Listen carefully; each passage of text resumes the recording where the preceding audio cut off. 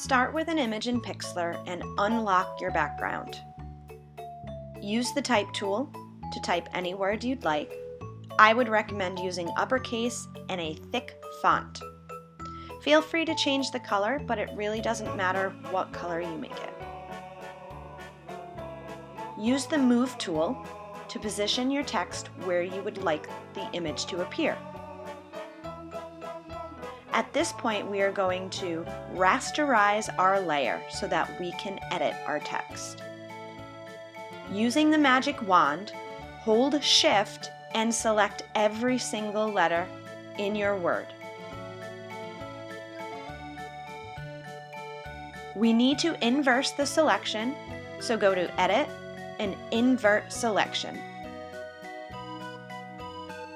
Click on your image layer and then hit Backspace.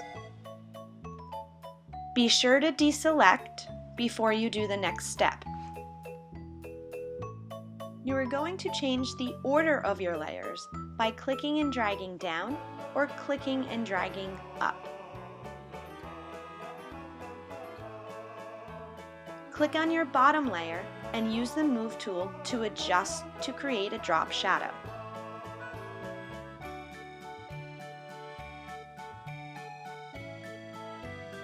You can also use the layer styles on your image layer. Here you can include a drop shadow, inner shadow, bevel, outer glow, and inner glow.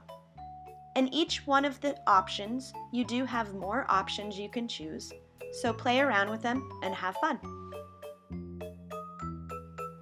You can also turn off your type layer by clicking the check mark in the Layers palette. Feel free to create a background by adding a new layer and placing it underneath your type layer. Use the paint bucket to fill it in.